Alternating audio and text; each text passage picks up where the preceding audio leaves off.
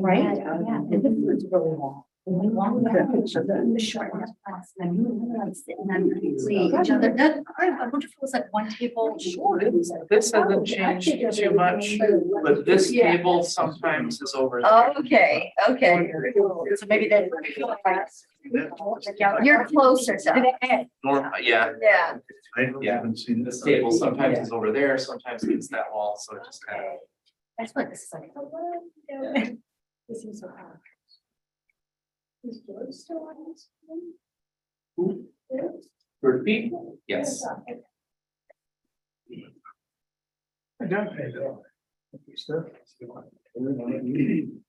Stuff bring it on the way over. Oh, very. John, how are you? Good, how are you? Good. The police just went flying by. Oh, is there? Good, how are you? Fine. Yeah. Good.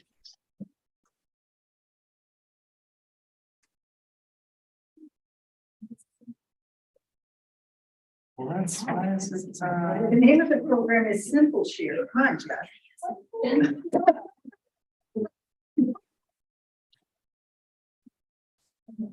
I love that. when they name things. Any 4-year-olds can do this, but if you're over 35. I don't know why I have such troubles with this. I just feel like my pen doesn't have. I don't know what to do later. It's a very. Oh, is there a color? No, I know you like to like mix it up, so. Black, okay. Perfect. Okay. I didn't realize my pen was out of ink. Thank you. Absolutely. Don't let me walk off without it, or you'll know where to find it in 2 weeks, right?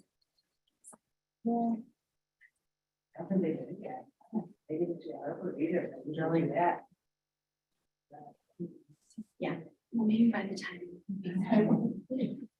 Yeah.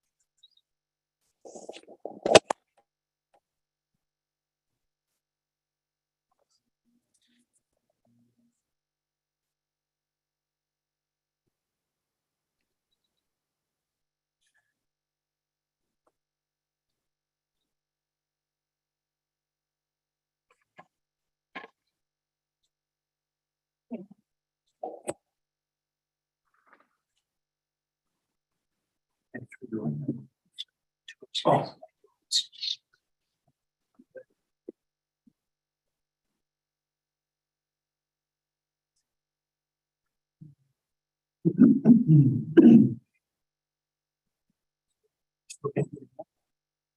I'm on Zoom. Having trouble getting it deactivated. Getting it to activate to share to the. Someone. What? Are you switching to else? Blue. Says it's moving the window. Which normally means it's trying to say it. I tried calling up with the. Oh, that's That's. Yeah, I did. We noticed this too. If they're not that much. There was you draw the, you go through the top, that wasn't on there.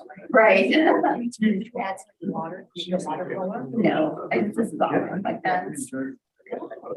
Oh, so it's a lighter shade of. Yeah. I did that. Yeah. Oh, so it almost looks like you smudged, you did like a watercolor on there. Very nice.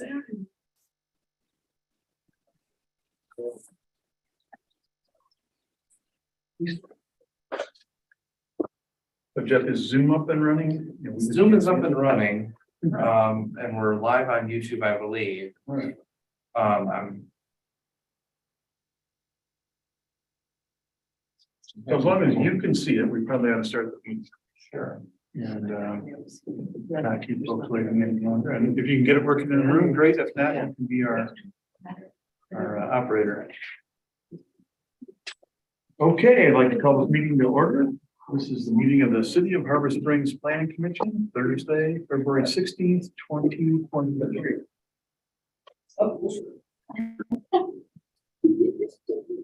I think you're being recorded. Delay.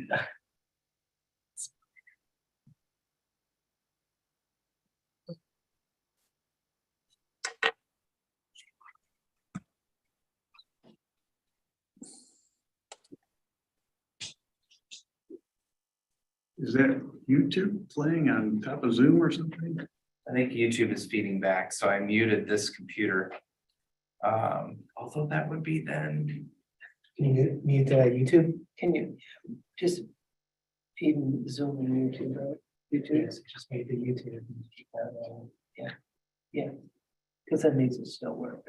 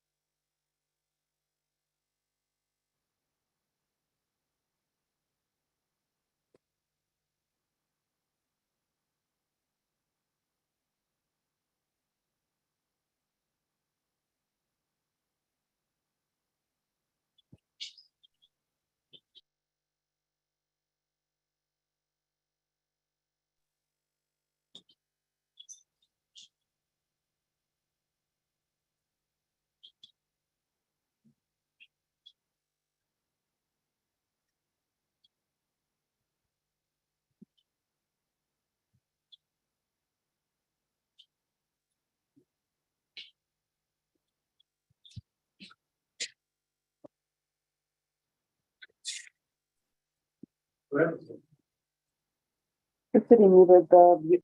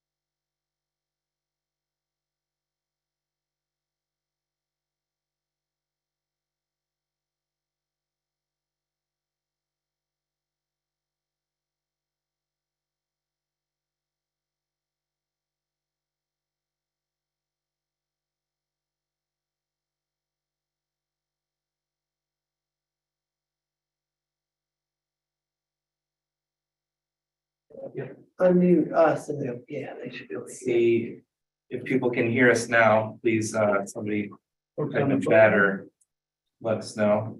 Okay. Mark Uday texted, there's no audio. Mark, can you hear us now? It's like, yes, they can hear us now. Yes, okay. Yes, yes, you're back. Good. All right, thank you, folks. Sorry for the technical snafu. There was some really scintillating procedural stuff that we took care of. Okay, folks on the phone, this is your chance if you'd like to address the planning commission about an issue that's not on the agenda for tonight. And the only thing on the agenda tonight is short-term rentals. And you would have 3 minutes to give us some advice. Anyone care to address the planning commission now?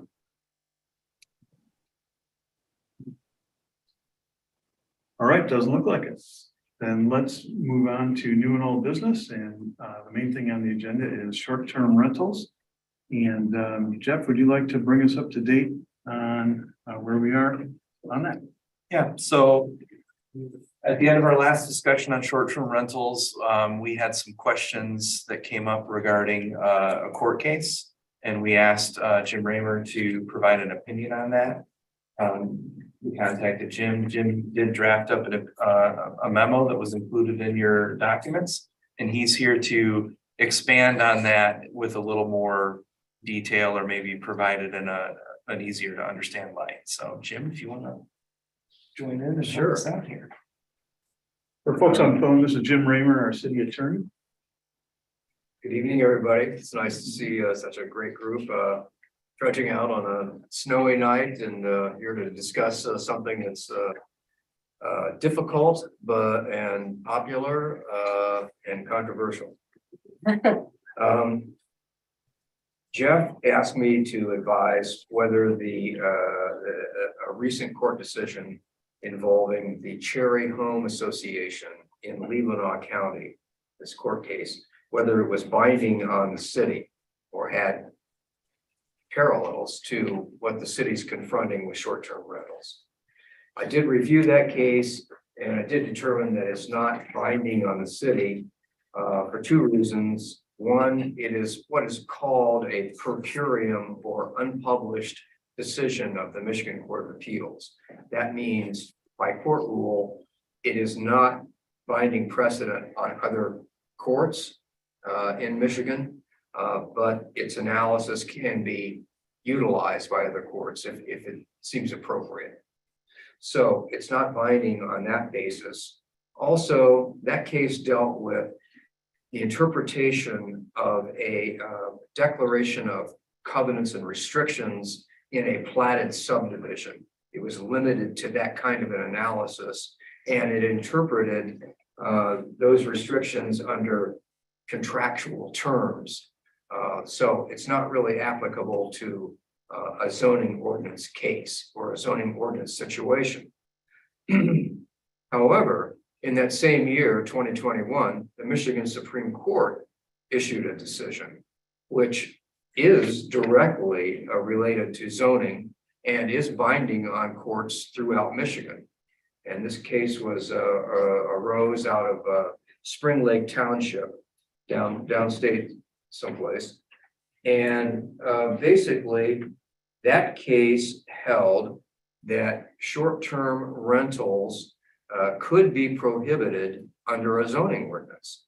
And in that particular case, there was a short-term renter who claimed, or well, the city township sought to stop someone from short-term renting their premises on the ground that it was prohibited under the residential use restrictions of the zoning code. And the Supreme Court in that case ultimately decided that because this type of use was more in the nature of a motel use than it was residential, that it was going to prohibit short-term rentals under the Spring Lake Township zoning ordinance. That is in essence what was decided. However, that case was dependent upon specific definitions within the Spring Lake Township ordinance and whether short-term rentals would be prohibited under the definitional language in the Harbor Springs zoning code has not yet been before a court for consideration. And it's hard to say how that would go. It would be a difficult case for the city. However, that case certainly establishes that under the right circumstances and specific definitions, the court will uphold zoning restrictions prohibiting short-term rentals in a zoning district. Now, in our city, the council has adopted a more flexible approach to short-term rentals that seeks to regulate short-term rentals by controlling and limiting the negative consequences that can result from such uses. The city has adopted a nuisance ordinance that licenses short-term rentals and prohibits short-term rentals without a license. Further, by an administrative ordinance that was adopted a few months ago, the council has limited the number of short-term rental licenses that can be issued in the R1 and AR districts to a total of 61. So within those two districts or within those two zoning districts, wherever they are within the city, you cannot have more than 61 short-term rental licenses. For the standpoint of the Planning Commission, I think the clear and important takeaway from the Spring Lake Township, Michigan Supreme Court decision is that regulations should be clear, affecting short-term rentals should be clearly stated, and if clearly stated, will be enforced. So that's the important takeaway. And as I indicated in the memorandum I submitted to you, I would encourage the Planning Commission to recommend to the council specific short-term rental regulations to be considered, with the goal being that the council will adopt ordinances that will make it clear to property owners in the community where and whether short-term rentals are permitted, and if so, under what conditions. Earlier this week, the city manager, the zoning administrator, the city planner, and I met to consider the current landscape and the controls and the processes that might be needed to implement the limits that are set out in Administrative Ordinance number 2022-1. And Jeff and John are going to present to you some of the bullet points of our conclusions of that discussion for your consideration. So that's my real spiel, and I'd be happy to answer any questions you might have. I emailed out a copy of that memo. I have paper copies here if anybody would like one. This is the memo from John. Yeah, this is a memo that John Michaelangeli prepared based on our. Your meeting. Yes. Okay, first of all, thank you very much, Jim, Thank for you. netting that out and for researching. We appreciate it. You're welcome. All right. Jim, was the whole Spring Lake issue involving a closed community, a gated community? No, so it was a township, Okay. Spring Lake was. The Cherry Home Association, it may have. Okay, that's what, yeah, that's right. It was a specific little platted subdivision. Yeah. Cherry Home.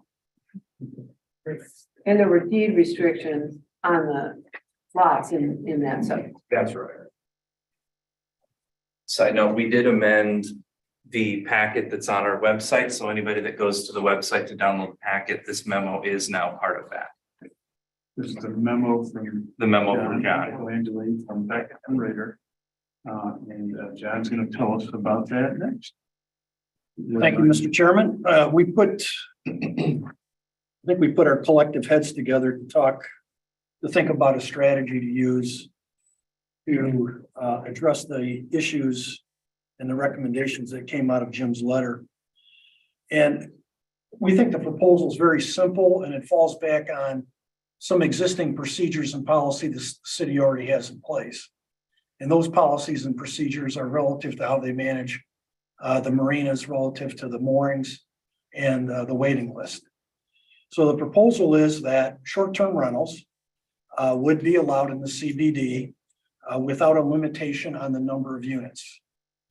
So those would be allowed in the commercial district. The short-term rentals that are in the R1 and the AR district would be limited to a combined total of 61 units. Licenses, okay, that are currently issued by the city, currently issued for STRs in the R1 and the AR districts would not be subject to an annual competition. As long as the license is renewed by the license expiration date. If the license is not renewed, then it would be deemed to be irrevocably elected not to renew the STR. So if the property owner that has the short-term rental license does not renew it by the expiration date, it's going to be deemed that they don't want it renewed, and their license goes into the pool for the waiting list. The STR license, this is important, it would be granted to a property owner, not to an LLC or to a corporation. And the reason being is when the property is sold, if it's an STR, the license basically it expires. It does not get transferred with ownership. So if you had an LLC, a person that is part of the LLC could transfer it to another person in the LLC. And that's exactly what we don't want. It goes with a property owner, and that's the same concept that is used at the marina relative to people that have licenses or those that are waiting in the waiting list. The names of the property owners desiring an STR would be placed on a public waiting list that would be maintained by the city, and the waiting list would be maintained indefinitely. So someone that puts their name on the waiting list doesn't have to worry every year about, is my name still on the waiting list? It'll stay on the waiting list. And then the assignment for a new STR license would be made by the city on a first come, first served basis. So if I have an STR and I let it lapse and Vanessa is number 1 on the waiting list, she would get the call from the city to see if she wants the license. And if she didn't want it, then Emily's second in line, then Emily would get called to see if she wants the license. So it's on a whatever pecking order you are on the waiting list, you would be the next one that would receive the call from the city asking if you wanted the license. And what we feel is that's fair. It takes away from the administrative review of evaluating all of the licenses every year, as long as they're renewed. And then the other thing that I think is a longer term impact to the community, it removes, I think, in my opinion, it removes this concept of speculation. So if I'm going to buy a piece of property in Harbor Springs with the intent that I'm going to use it for short-term rental, I have to ask myself 2 questions. Are all of the 61 licenses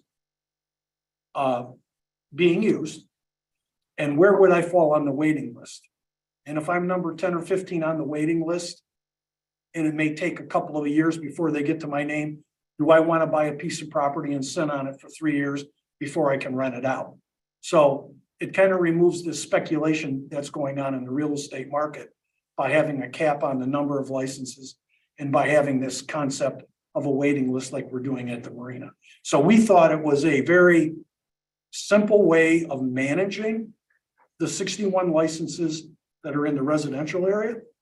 And it was a fair way of monitoring it or managing it in the future, because people that are on the waiting list, they don't have to reapply. They just have to wait until their name gets called based on where they're at right now. And I don't know, Jeff, how many do we have on the waiting list today? I don't know that we really have a waiting list per se. I think we've got probably, let's say, 5 people that submitted applications this year, and there weren't any licenses available.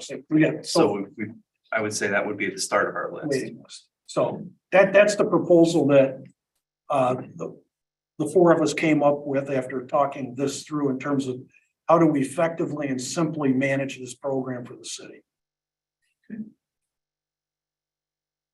I'd like to thank you guys for coming up with this. This is the simplest, most basic workable plan I've seen come through here. Thank you. Good job.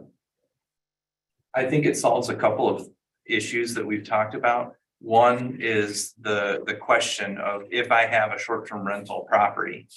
There's that question of I have to renew my license each year. Is it going to be there for me or not? And those people that want to have their bookings already set for the next year or two.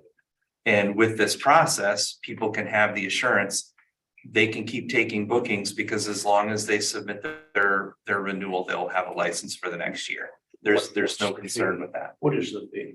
The fee right now is $400. Okay, so what if somebody comes in here with $4,000 and says, I want to book out 10 years? I think it's on a I don't- yearly basis. I don't know that we would do that. I think it would be important that we set and say that you need to renew during this time period. And that it's going to be for that alone. And you do it at a year at a time, because they could sell the property. Yeah. process. Yeah. I have a couple just questions on, I think it's a good document. CBD, I think we also need to address B1, B2 and R2. We don't make any, rather than just CBD, just because we have other districts that we have short-term rentals in. Yeah. Development all, I thought it was just the downtown. No, we We have them in the Bs. we Yeah, we have B1, B2 and R2. more specifically, I think we have allowed licenses everywhere. We specifically restricted them in the R1 districts and AR, In which AR, would leave Yeah, the other districts Yeah. open. so the number 3, that R2 needs to be changed to AR. Yes. And we Just can- so, yeah, just We so that we it's can really fix some of those clear. clerical things. Just so it's really clear to people are in those other districts, what. I was gonna ask about the Bs, because I thought that Yeah, because I was. know, well, Mark. Because Mark's online, I'm sure. My other question would be, is there a fee for getting on the wait list? Isn't there a fee for being on the kayak wait list? Help me. I think Yeah. there is. So. Carol's nodding her head. Yeah, Carol's not doing it, yeah. So there, I mean, I think to keep it the same way, it's a one-time fee, am I right, ladies? And it keeps you on the wait list until you get a place, yes. I think we do require some type of confirmation each year of do you want to stay on the wait list? I don't think it requires any type of a financial. But the requirement. initial to get on, there is a financial fee, yeah, okay. How does this affect? But you like- never pay it again, right? You only paid once to get on the list Pay and once you to never stay paid it on. again. Right, and then I came off this year, I got a rack, and that $100 was credited against this year's To cost. the- Right. That's in the ordinance. Nice, okay, So it should okay, be that the makes same sense. system. Yes, yes. We're using the system with both kayaks and with moorings and with boat slips. So, and this is something that Mike Johnson with the Marina has been working with for quite a while. And I think they've got a lot of bugs. It may not be perfect, but it's established and it's working. And so we can implement that very easily and just expanding into short-term rentals. And why did you pick 61 licenses? Because that's what we had currently on the books. Why? What's important about that? I think the issue that we talked about would be, how will we get, one, how are you going to determine which people of the 61 are not going to get their license renewed? And it was the other issue of, because it's, this is a nuisance or police power, it's not zoning. We don't have to worry about the issue of nonconformity. So we just thought, to make matters simple, the 61 licenses that we have would stay, and we wouldn't fuss around with another number. What's the percentage of that 61 compared to what's available? Is there, There's 1,000 homes. 6.1%. Yeah, 6.1% approximately there. And there's 200 in the other districts. Those are only in the and how does this, this could have been addressed prior, but how does this affect like property management, like brand property management and some of the others in the area? Well, I mean, they're already managing the existing short-term rental properties and various other long-term rental properties and other means. You know, we're not changing our requirement to have a local agent. At least we're not proposing that at this point. I think that would stay. I think that's something that has helped. Whether they choose to go with a rental management company or they have a friend or a family or somebody that can act on, and sometimes it's the property owner themselves. They live in one home and they have another property that is a short-term rental and they can act and do that on their own behalf. I think what Barry might be asking is about the license, if it can only be in the name of a person. So in this case, it'd be in the name of the owner of the property. Property. Okay. Yeah, not Graham doesn't hold the license. Right. Graham Management on the license, the applications we've received, they put themselves, we have a spot for the applicant, the owner and the local agent information. Okay. So Graham would just be putting themselves down as the applicant and potentially the local agent. Got it. There would still need to be the owner of the property listed on that application. Got it. Yes. So with 61 in the recommendation, all current property owners who have a license would be protected. They'd have first choice in all those licenses until they decided they didn't want to pull a license for the next year. Yeah. I mentioned this before to Bill. I think the wording in item number 3 is unclear as to what's getting put on the waiting list. If it's, because the way it reads, if they don't do their license, they're put on the waiting list. And the way John explained it and Bill, that what's actually going to the waiting list is that license for people on the waiting list. So I just think there needs to be some clarification in number 3. They shall be deemed to have irrevocably elected not to renew their STR license and will be placed on the STR waiting list. That will refers back to the licensee, not to the license. So I think that needs to be reworded somehow. Well, we'd go back into the pool of available Yeah, licenses. but that's not. That's what it not reads. what this says. That's not what this says. Well, I think what they're stating in that sentence is that if the licensee doesn't renew their license and they want one, then they're on the waiting list. Their license would then be given to someone else. So what if And we somebody, can clear that up. I think a follow-up would be if we like some of these ideas, or if you guys have some, potential changes to it. I believe what the proper path would be is that we would ask for probably a more formal ordinance to be drafted by Jim, that we would come back to have a final meeting on, where we would review that final wording and then submit that for recommendation to city council for approval and adoption. Does that sound like the proper path, Jim? Right. I mean, I think if you actually had a full-blown ordinance in front of you, you would then have an opportunity to critique it and tweak it as appropriate. But it's pretty rough right now. We're just in concepts.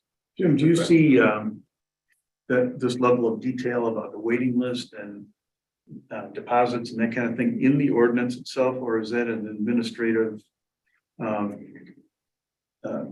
process that would go along with the ordinance? It's a good question. I was thinking about that today. The way we've done it, the way the city has done it with the license with slips and moorings, it's an administrative rule. But it's 6 of one, half a dozen of another, because they both have to be published. It's just a question of whether you have all of that information in the ordinance itself, or is it adopted in a separate rule. I haven't quite figured out what's it. Both pieces have to be adopted by the council. Is that right? Okay, all right. So it's just a matter of how we would do that. There really may be because of the the relative uncertainty about this whole issue and the controversial nature of it. It might be advisable just to put the whole thing into this ordinance, have everything in. Okay. And if we take it that far, we could accept your recommendation. All right, why don't we So folks online are probably chopping at the bit. Yep, first, Mark Boudet has his hand raised to participate. Yeah. So if we'll have Yeah, Mark thank- chime in before we go to the public. All right, sure. Hi, Mark? thank you. Well, thanks, guys. And Sorry. Mark is I'm attending not there. remotely, obviously, and he is not going to be able to vote tonight, and he would likely be recusing himself anyway on voting on this because he's an owner of a short-term rental. Mark, are you there? Yes, I'm here. Can you hear me? Can you hear me? Mark's got his hand. Hello? Mark looks like. Are you there? Hello? We can hear you online, Mark. We can hear you online, but I think their volume must be down. Okay, my volume's maxed out right now. So can you hear me okay? Hear us earlier, and I haven't heard We can hear you online. anything It's like otherwise. Here, I'm gonna write in the chat if they need to turn up their volume. Down there in the right-hand corner. We're working on our volume. Yeah, it's up. Okay, how about now? Hello? We can hear you. You can hear me now? We can hear you online. Online, I do not- not think they can hear you yet. And so that sign, Mark has his video muted, but not his audio, right? That- yeah. Yeah, the, Huh.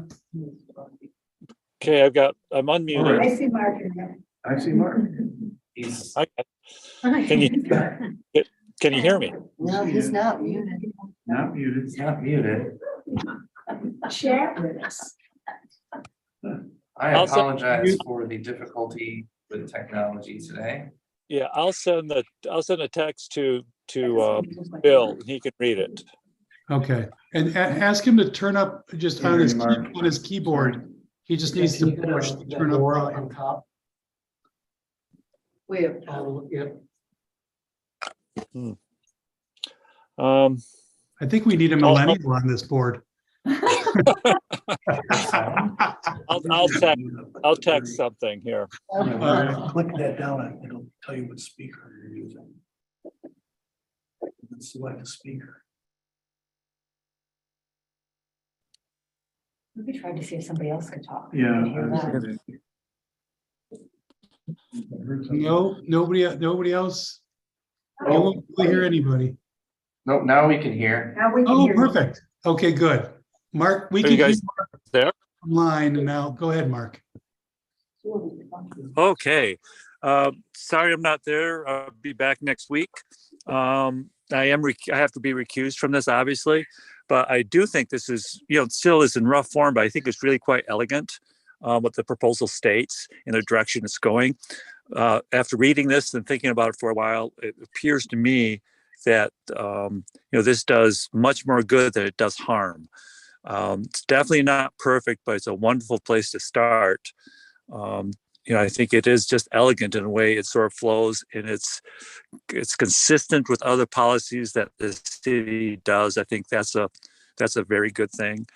And I think it was mentioned earlier that bullet point number 1, that it's more than just the central business district. It also includes the B1 and B2 districts, and transition and R2. Because there's short-term rentals in all of those. So those can't be excluded, and they start to get excluded if we just name CBD. But other than that, I think it's very nicely done. Well done. Well done. Great, thank you, Mark. Appreciate it. Thank you. Should we take a pause here and let other folks who are attending the meeting give us their thoughts on this? It probably feels like we're galloping along towards a restriction here. And I think some of the folks online tonight might want to, talk about the big picture, like why are we even considering a restriction or a limitation of any kind? And I think that's a fair question. So Can I just ask a quick clarification question on this? This keeps it in the city code, correct, as opposed to the zoning code? That's right now what we're talking about. Yes. Correct? I think what I'm going to propose is there would be a provision both to go in the zoning code as well as a reference to the fact in the zoning code that the nuisance ordinance exists And so it'll be a bit of a hybrid. So, but the control and the limits, and the regulations about short-term rentals are going to be in the nuisance section of the code. That's what I propose anyway. Okay.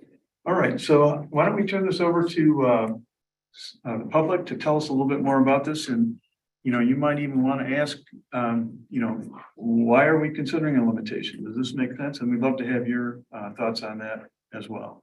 More, less about the mechanics and more about the big picture stuff. We usually start with people in the room, but let's do it differently. Let's start with people online and see if anyone would like to give us their thoughts on the big picture here. Rob Conan has his hand up, so if he wants Excellent. to jump in and say hi. Hello, Mr. Conan. Hello, how are you guys? Fine, thanks. What should we think about here? I have two things to just offer. Yes, I understand we're heading in this direction. I would suggest two things just for you guys to consider. One is we stay on top of everything, and we want to be functioning parts of the community. But I know just based on talking to people around that not everybody is aware of this going on. And so while you have the moratorium at 61, and you say there's 3 or 4 on the wait list, I think there's 20 or 30 that are people who had licenses but haven't renewed them. I would suggest either you proactively write out to them and say, did you know that you need to do this?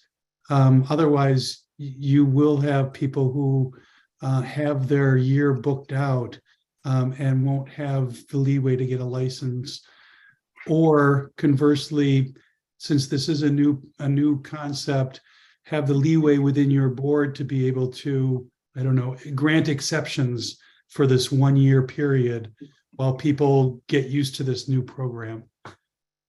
That was one thought. And the only reason why I say that is because I remember as we sat through some of the earlier board meetings, while 61 is the official number, I think it was acknowledged that there, if I remember correctly, there was like 90, I think was a number that was thrown out of informal ones. And frankly, the goal would be to make the informal ones formal so that we as a community would have awareness of it. And then to play the devil's advocate, if 90 is the real number, then there will be some attritions, but allow, 6 through this exemption process, allow 60 or 70 or 80, and then we wouldn't be adding any more to the community, and we'd be at stasis to where the community actually is.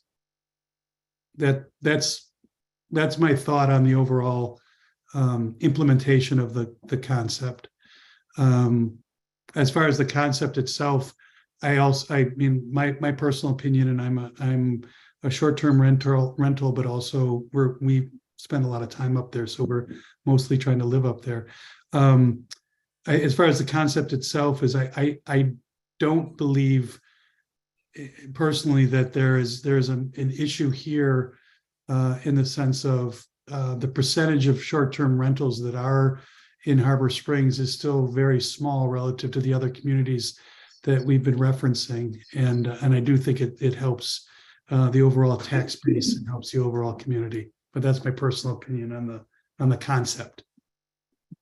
Excellent, thank you. So let's just not pass by the number question that Mr. Conan raised. Jeff, could you clarify the numbers? Absolutely. So to help clarify that for Rob and anybody else that has the question, we're only proposing limiting short-term rentals in certain districts, and the number of licenses that we have issued in those districts is 61, and that's what the limit would be set at.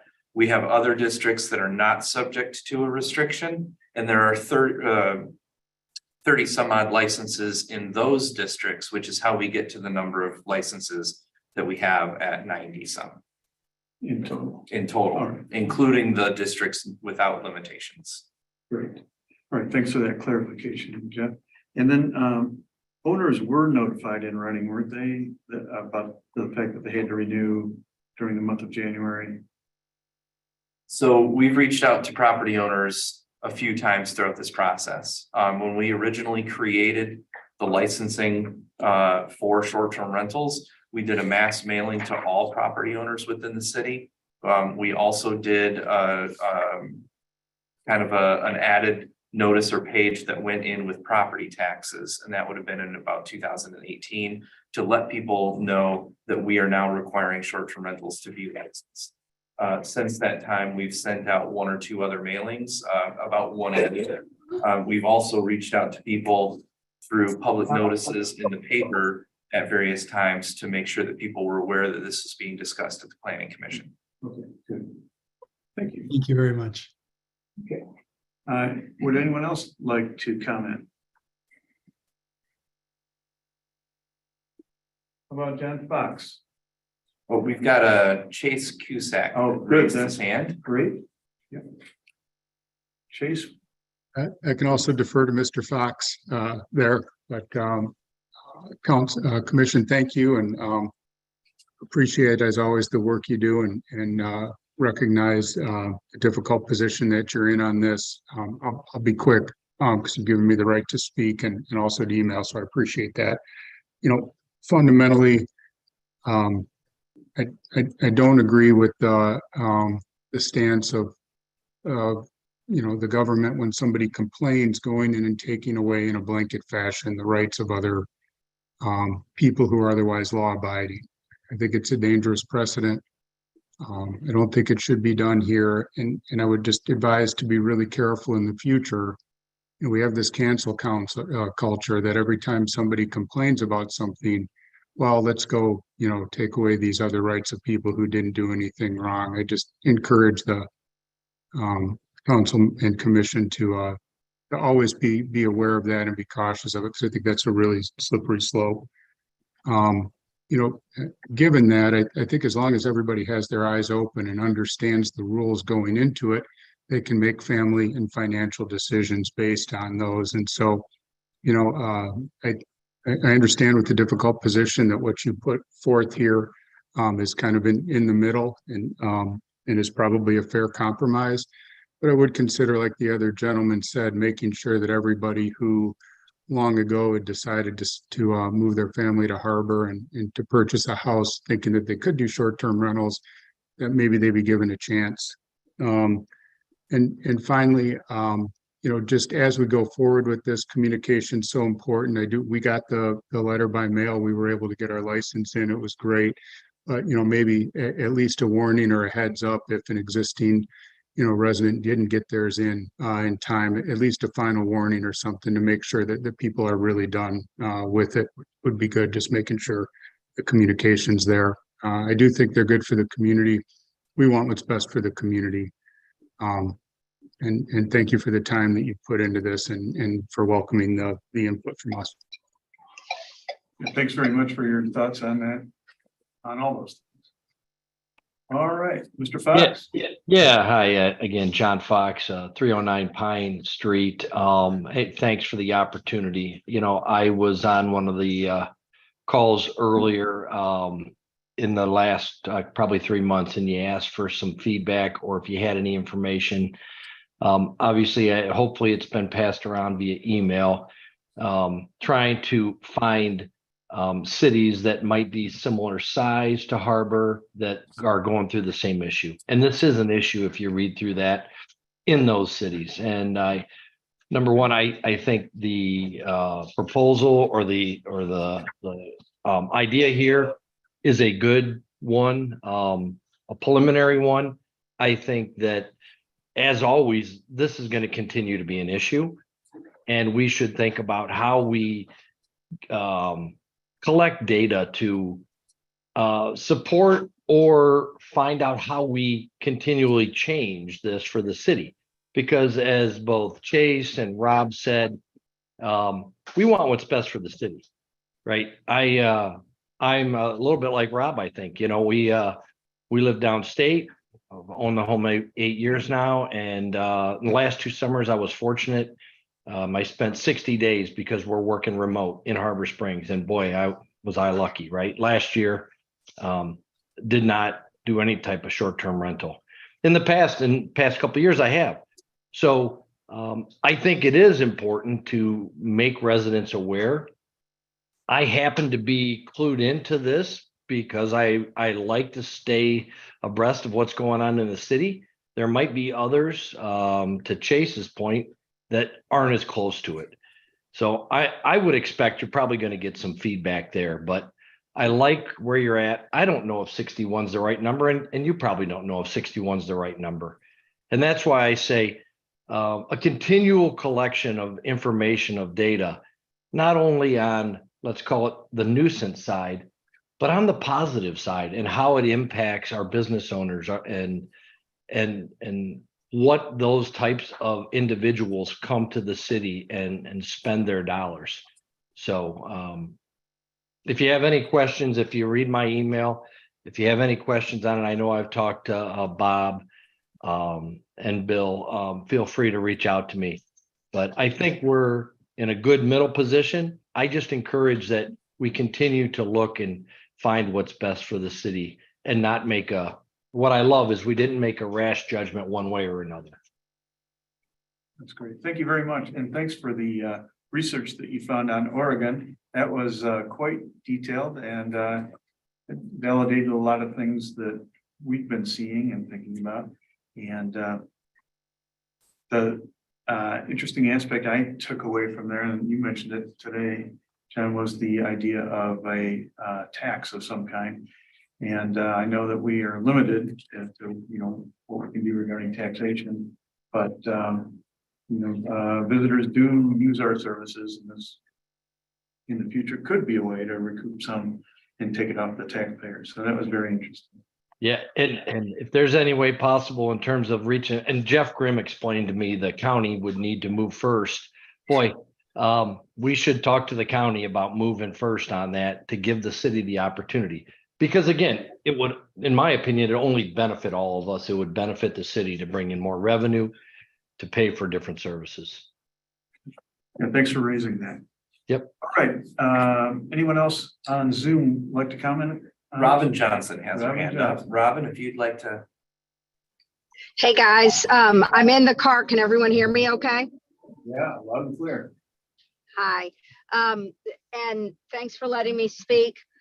I think a lot of people on this call already know I am one of those people. I have been renting my house for almost 20 years as a short-term rental. I've had licenses in the past, and I was fully aware of it. I sent my payment in, check 1469. I sent in on January 1st, and I'm sorry, mailed it on January 3rd. And I started questioning some other people I knew. Hey, have they processed yours? And all the way up to the end of January, people were like, no, it's not happening. And then other people started getting emails sometime between the 26th and the 29th. And when I still hadn't gotten it a week later, that's when I started questioning it. And Jeff emailed me back. And I will say, at first I thought it was a joke. I really thought this was Jeff pulling a funny on me, that no, we don't have your application.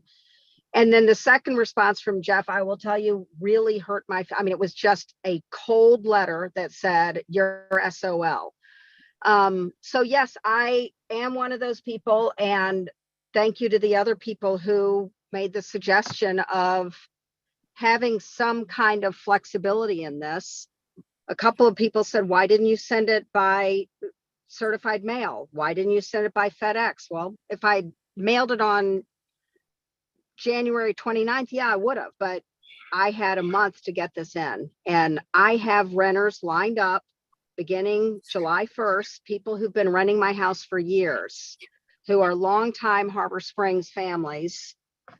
And I can't tell them not to come. They go to weddings, they have family events going on.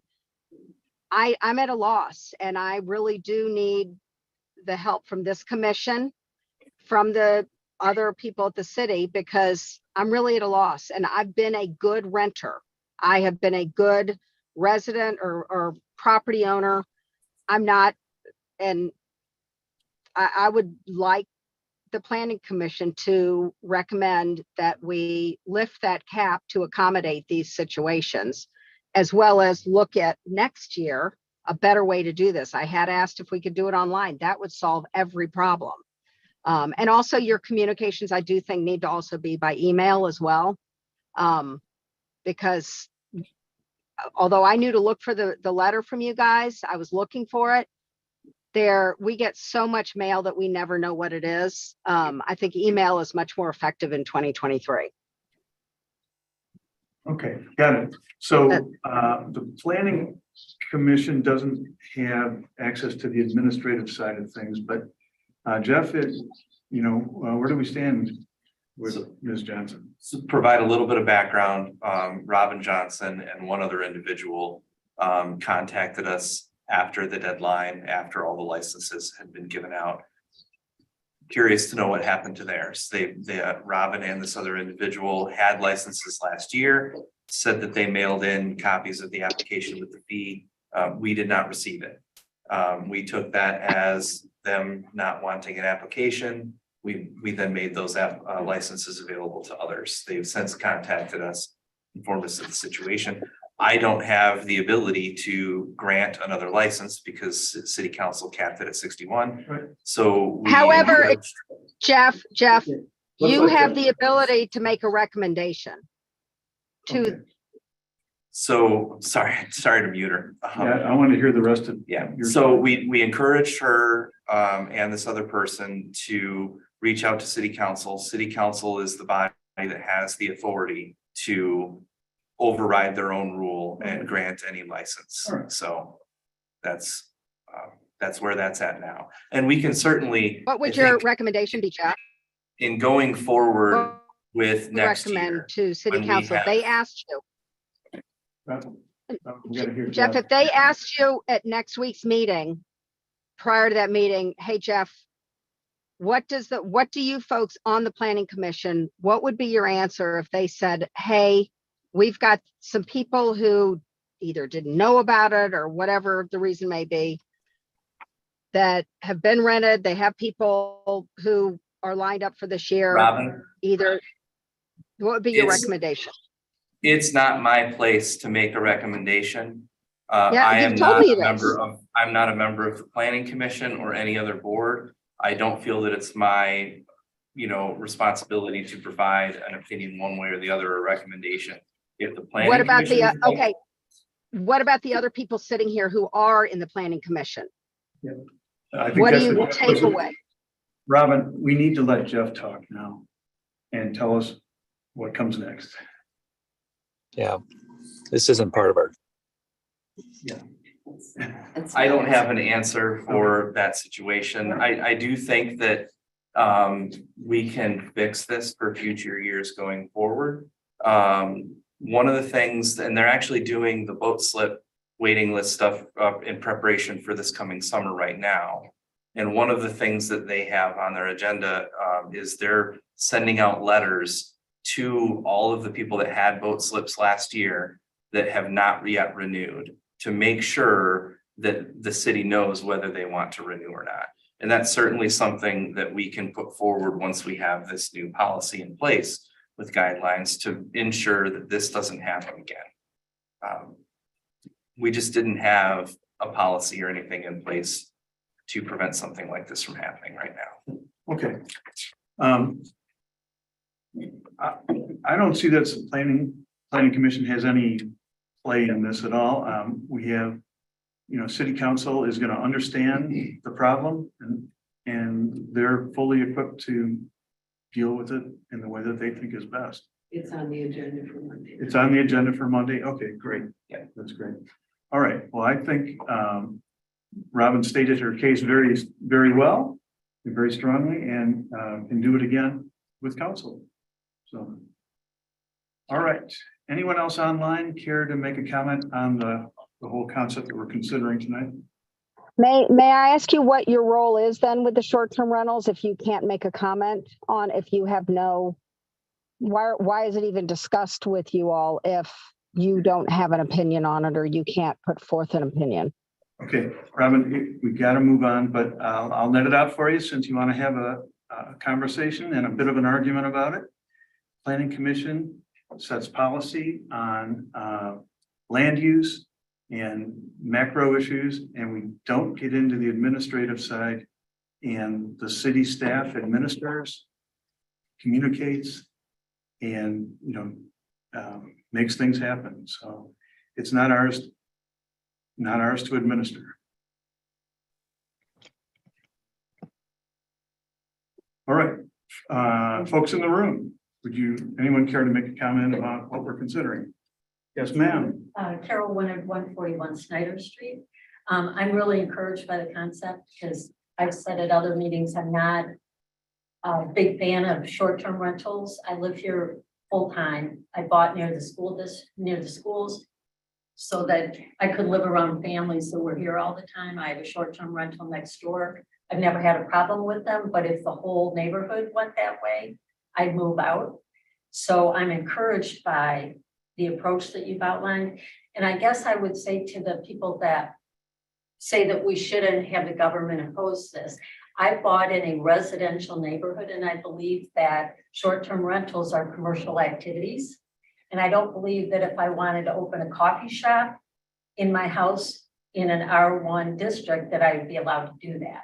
So I think that there are circumstances that make the fact that I live in a residential district provide the right for the government to tell people who want to run commercial activities out of a residential that that's not what it's going for. So I'm really encouraged by the suggestion. Thank you very much, Carol. Okay, thank you. Margie Marks, 818 Arbor Street. I too am encouraged and thank you so very much for putting these kinds of guardrails around this and a real clear definition. My husband and I were on a waiting list for a mooring before we moved up here. And I know very well what it's like to be on a waiting list and want something so badly. By the time our name came up, the boat was gone. I still talk of that often, but my point of bringing it up is the communication piece. The city, I felt, did a great job letting me know as a person on a waiting list that my number was called. Are you ready to act? Then the next day, another email. Haven't heard from you. You've got 48 hours.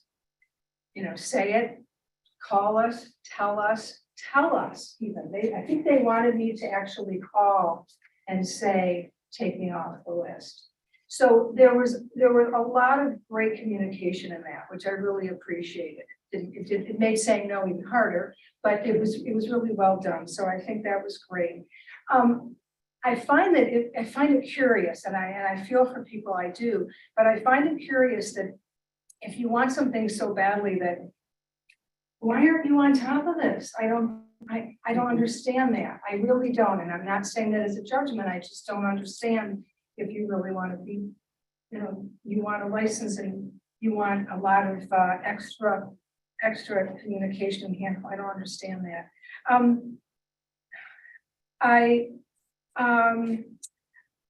I'm wondering about the 61. I know that Bill, you did a lot of research early in this whole process, and I won't go back into all of that. But I thought we were looking at bringing it down to about 5.5%. And I'm wondering if there's anything in our approach to look at the bigger picture and saying, hey, we're at 61 now. What about bringing it down to make it more relative to our full-time residents? So I'm wondering about that. And I'm also curious, and we're already hearing pushback, but I think it's because people aren't understanding the difference between the commercial and the residential. They keep thinking there's 90 and there's not. But I want to be wary of the people who are going to be saying, well, we're coming up with 61. Wait a minute, we can have a lot more. If anything, what about bringing it down? And no, I am also a full-time resident. I think I love hearing people saying, what we want what's best for the city. I'm really excited about a compromise. I am. I came in here a long time ago, just, full bear, like, no, no, no. And I get it, I think compromise is great. It's where we need to be as a community. And I think it is good for the community.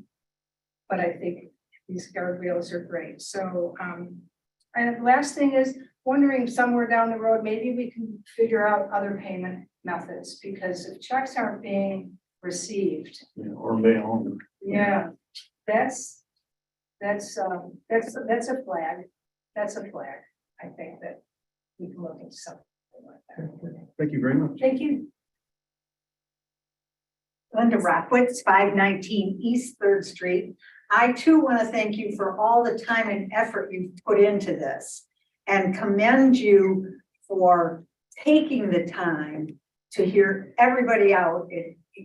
I know you've heard many of the arguments over and over again, and I won't do that.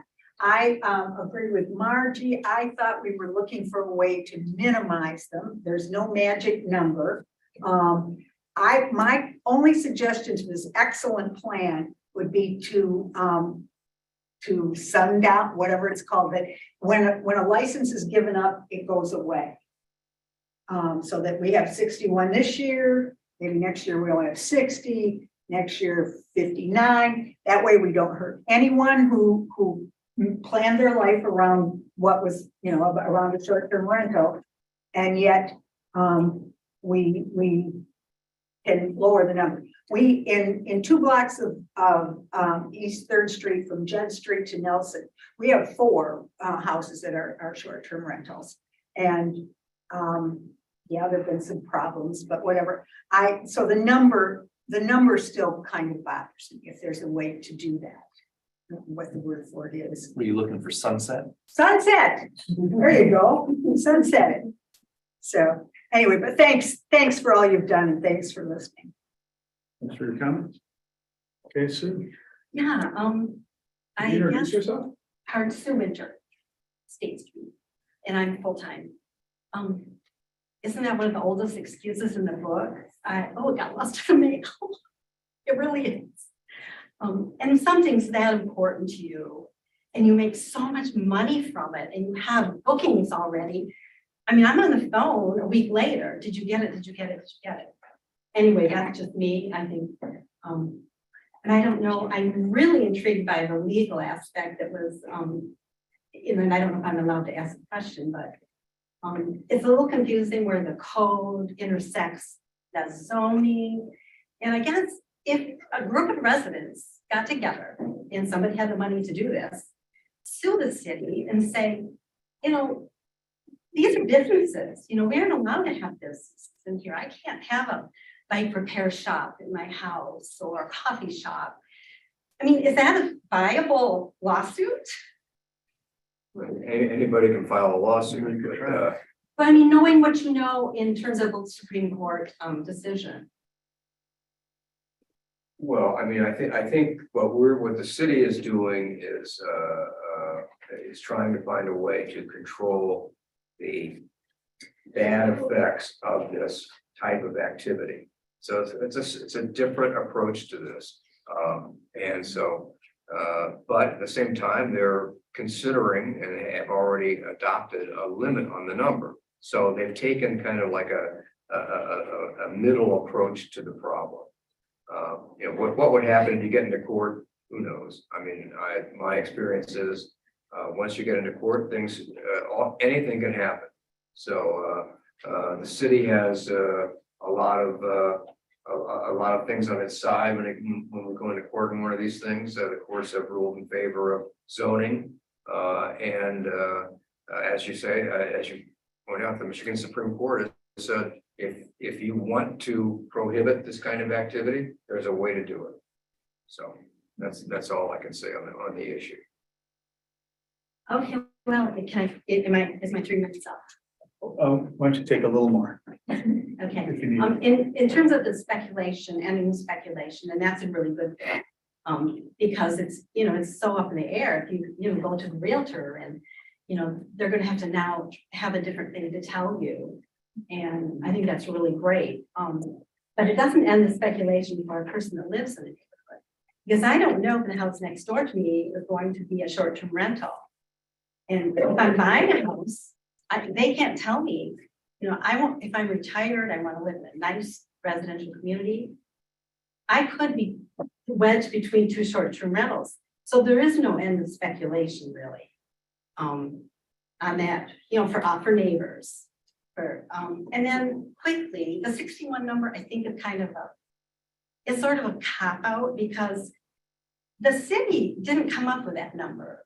The number was created for them by investors, by buyers, and so, and I think the city should take a stronger stand and say, wait a minute, you created this number for us. The city should be strong and say, we're going to talk it up. We need maybe a certain percentage. We want, 5%, 4%, but you're allowing a business, an outside entity to come up with a policy for the city. And I don't think that's right at all. The city should come up with their own number.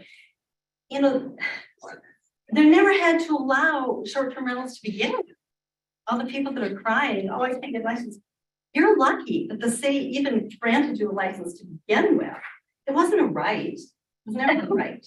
So I think it went too far in that direction.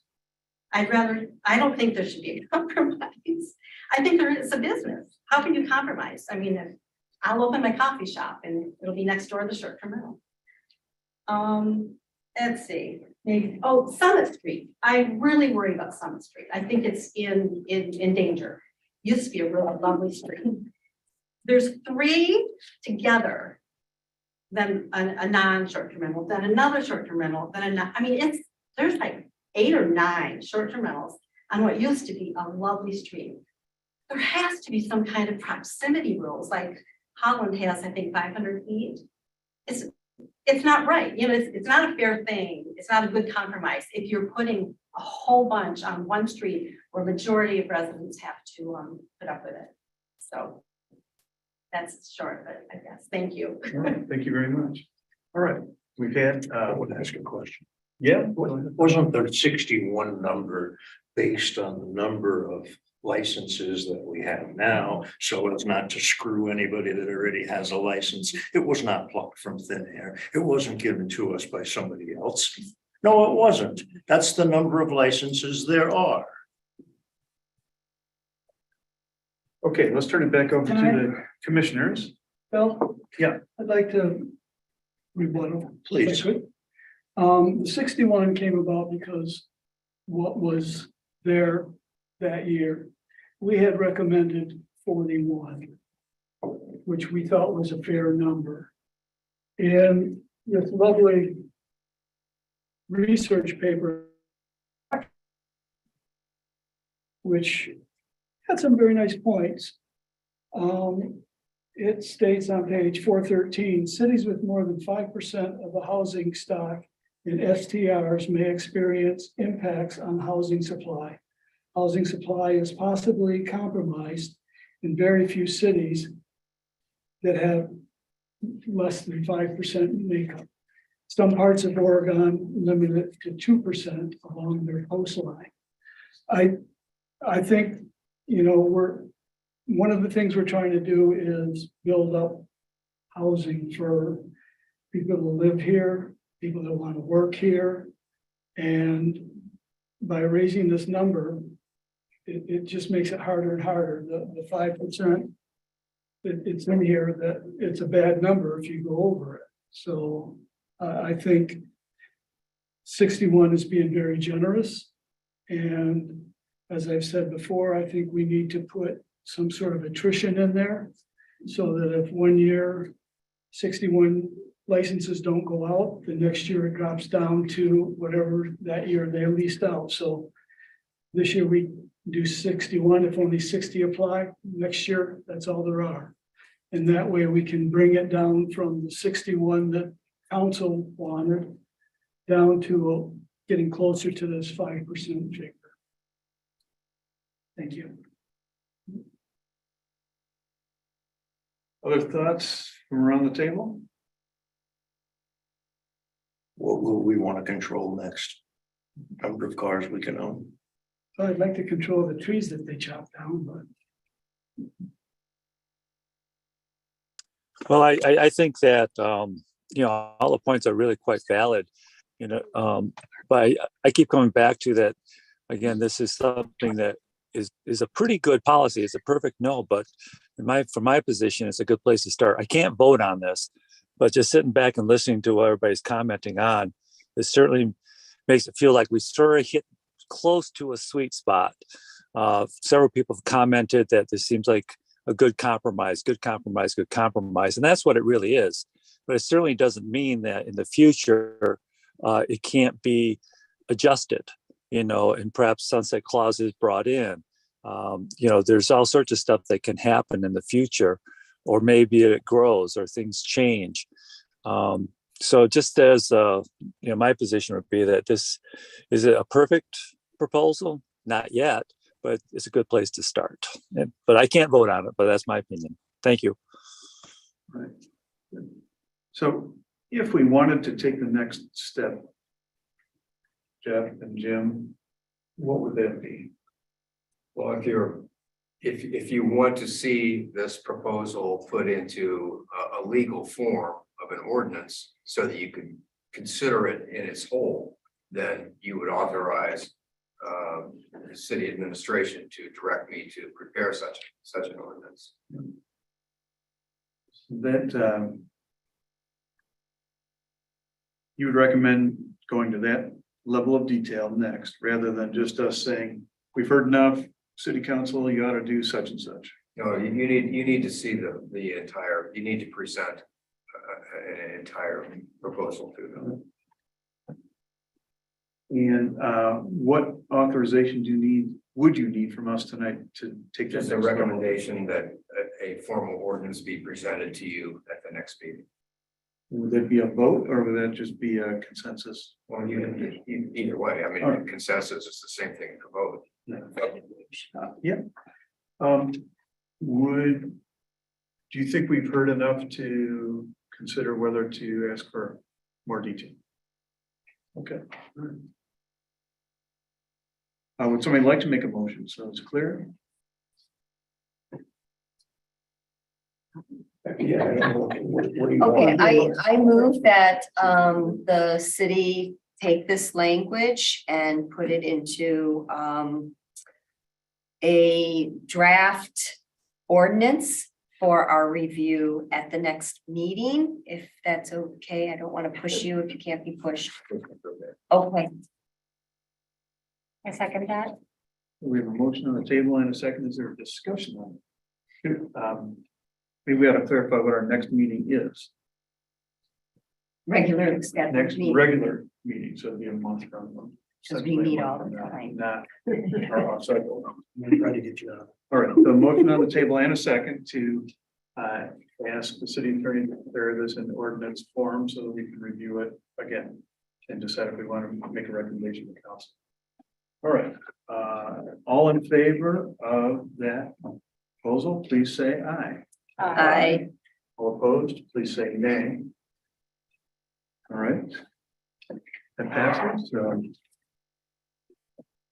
Jeff and Jim, if you could target our next regularly scheduled meeting, we'd love to see it. All right, make every effort to do that. Thank you very much, folks in the room and online. The comments are really helpful, and this is a really tough one, and we're going to think it through together. So I can't thank you enough on that. All right, let's close out that agenda item and move on to member comments. And Mark, are you there? Yes, I'm still here. All right, would you like to tell us what's on your mind? In regard to attendance? the attendance thing. Oh, that's a pesky issue, isn't it? Yeah, I guess where I am on,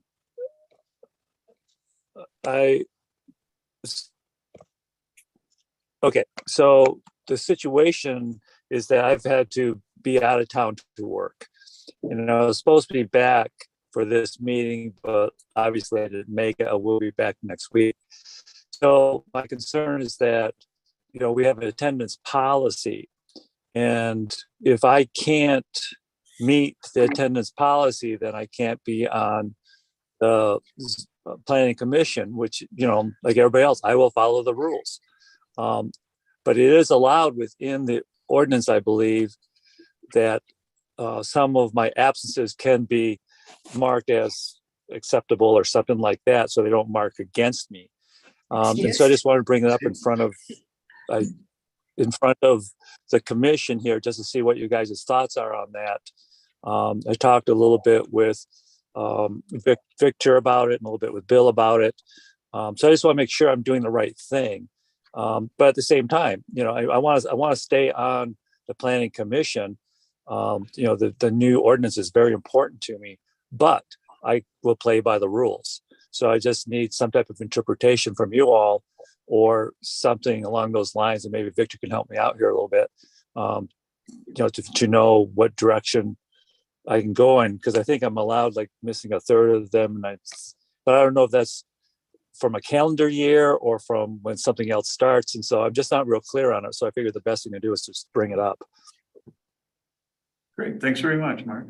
And I did talk to Victor about this, and I have our bylaws here, and it says that if a member has missed 1/3 of the meetings of the planning commission within a 1-year period, or has been absent from 3 consecutive regular meetings after the effective date of these bylaws without a valid excuse, then council could consider replacing the person. The council could consider that. They don't have to. There's not an automatic expulsion or anything like that. And I think the key word there is valid excuse. He's not on vacation, he's working. yeah, so a business reason is. Somebody could be ill, I mean. It also specifies regular meetings Right. too, right? And we've had a lot of special meetings going on, and so some of them he's missed are those. Yeah, I think we've had a quorum every time, so I don't, that really, his absences haven't played into any meetings being canceled because of his absences. And though he does not vote, he's still participating. Yeah, so the way I read this, this seems to have been written for someone who abandons their, commission or committee assignment and just fades away. And, we're obviously not seeing that. Mark is participating by Zoom and contributing.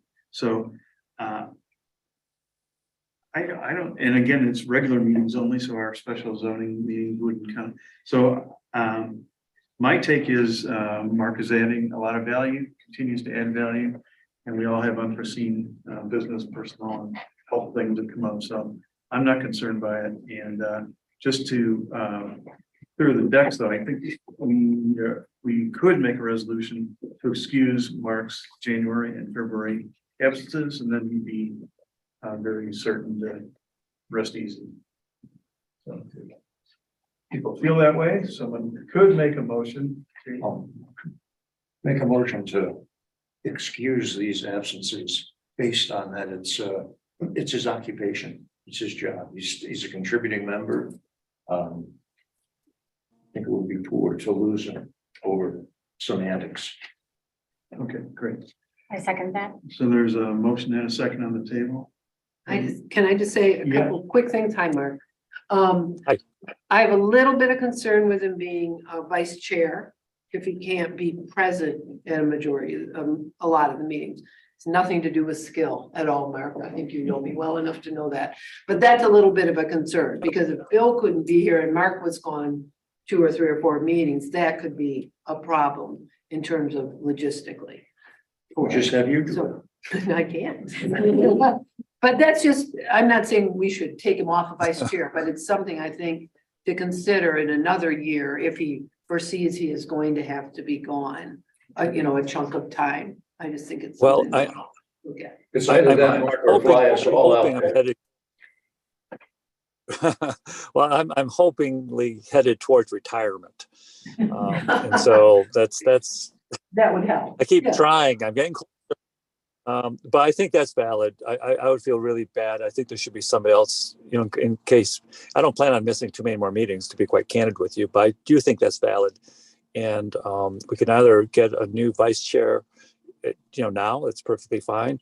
Or if I see I'm going to be out of town for another extended period of time, we can do it then. It's whatever you guys want to do. As long as we're just aware of that. Yeah, let's all be situation, aware So of we it. don't get I caught. could do what the school does when they have too many sick days and make him make up the time. That's right. And add to his. Maybe do some community service too. All right, so we have a motion on the table and a second to excuse Mark's absences from January and February regular meetings of the planning commission. So all in favor, please say aye. Aye. All opposed, say nay. All right, Mark, your two absences are excused. Thank you all. I hope you don't regret it. All right. Any other member comments or anything else we should consider? I'd like to make a comment. When we got Mr. Fox's letter, I went for a ride to look at the property and see what he was talking about. And something hit me at that moment when I turned and looked behind me. And since how Sue has brought it up in her letter, I just want to put the question out. What do we do? This is a property that's right next to the high school. Do they check for sex offenders when they rent out property? And is that something we need to take up at some point, how to regulate to make sure that we don't get sex offenders renting a property that close to high school, grade school, preschools, or anything like that. We wouldn't let somebody open up a liquor store there. And this is something that's potentially as dangerous, if not more so. How would you logistically be able to do that to third parties like Airbnb and VRBO and? Anybody.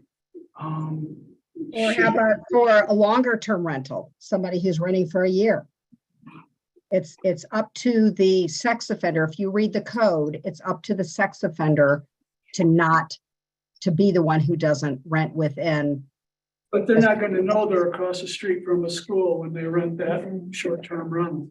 It doesn't say. It's up to the sex offender. Read the code. It's their responsibility. Okay. Okay, All I right. just wanted to bring it up and for thought. It's crossed my mind, it crossed somebody else's. Have we had an issue with that? All right, Have so there been let's- sex let's- offenders? Okay, let's consider that for next time when we're gonna look at the draft ordinance language. There are a couple things that members have mentioned that they might like to adjust. That's fair game for discussion next time in terms of the numbers and any other process issues or whatever. So let's see it in writing. Take the next step. Okay, any other comments? Mr. Jeff? Oh, But first, Mr. I cannot make the meeting on March the 2nd. all right. Wanted to let you know, I can have an associate here, but I will not be able to attend. I have to attend an open house on the Novi master plan that night. Unfortunately. We'll work with it. Thank you. You're okay with that? I'm okay with Would you like it. somebody else here? It's an excused absence. Thank you. The question is are you okay? Yeah, we'd like to meet some more of your team. Okay, yeah, I'll see if Ken can. Okay, that'd be great. Jeff? So I just wanted to add, we've had a couple of instances on the planning commission and at the ZBA where we've had people through correspondence submit massive amount of documents. Not to pick on anybody, I won't use any names, but we've had situations where people send in an email, but then attached with that is a document that's 60, 100 pages long. That creates a couple of problems in several ways that I think we need to address and make sure that we have consistency going forward.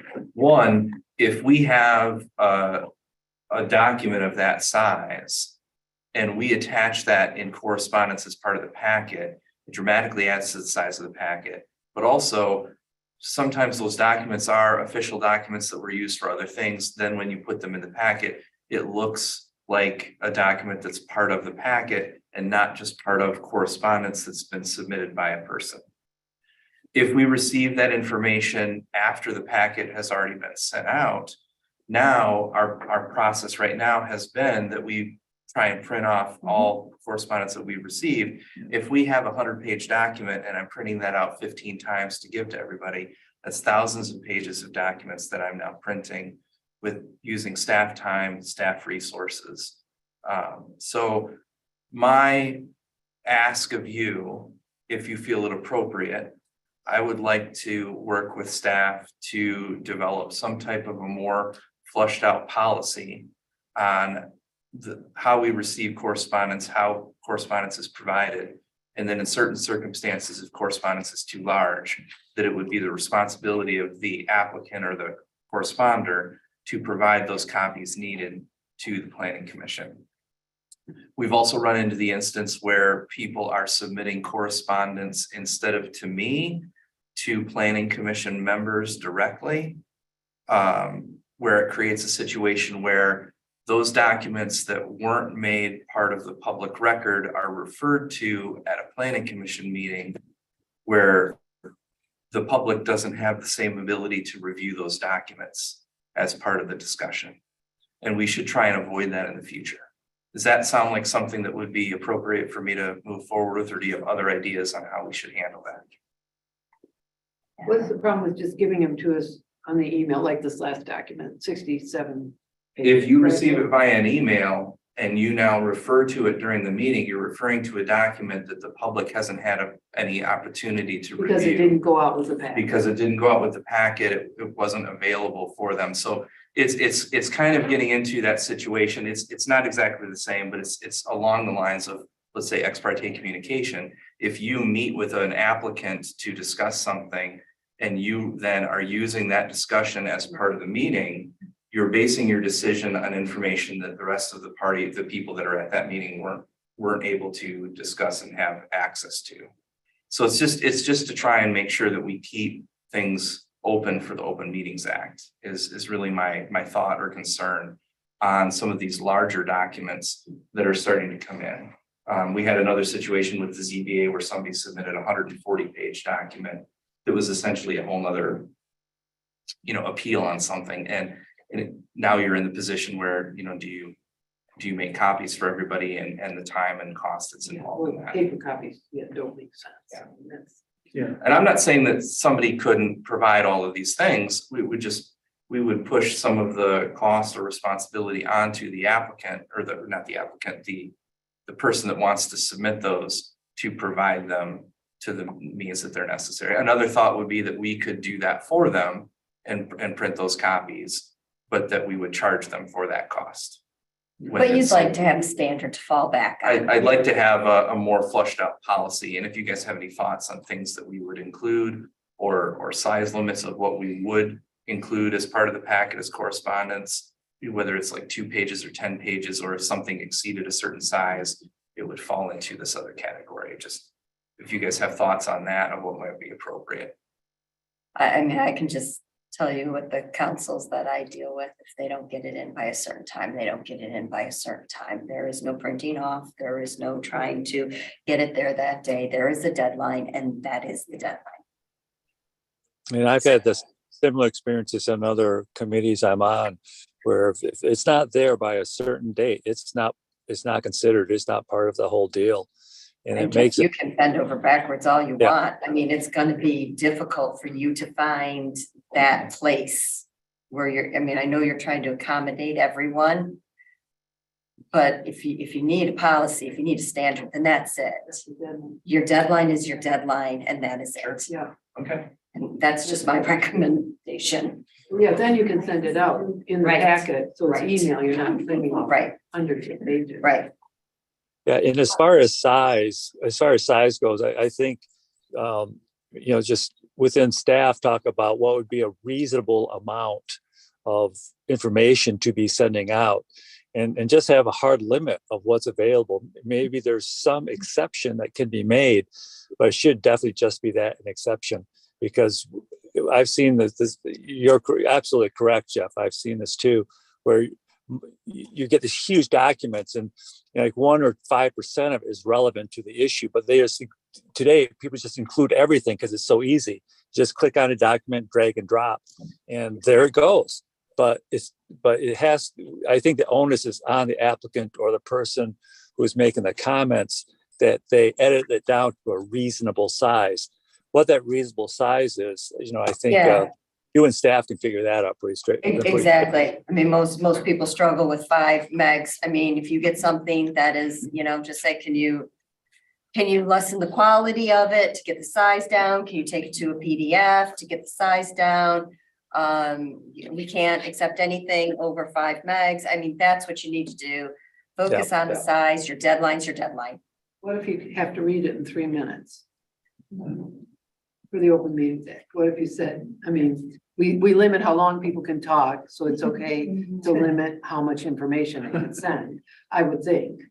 Well, my other thought too is we had a packet today that was 12 pages and we had one person that submitted 80 pages of correspondence. So, Very, very helpful and very, well, but it creates a difficulty. it does. Okay. Why don't you? Figure it out. It's reasonable. I'll work on something. I'll homogenize our standards also for all the committees and councils and boards and such. Yeah. Okay. All right. Any other comments, members? All right, then this meeting is adjourned. Thank you all. Thank you. Thanks. Thank you all. Take care. Thank you. Yeah.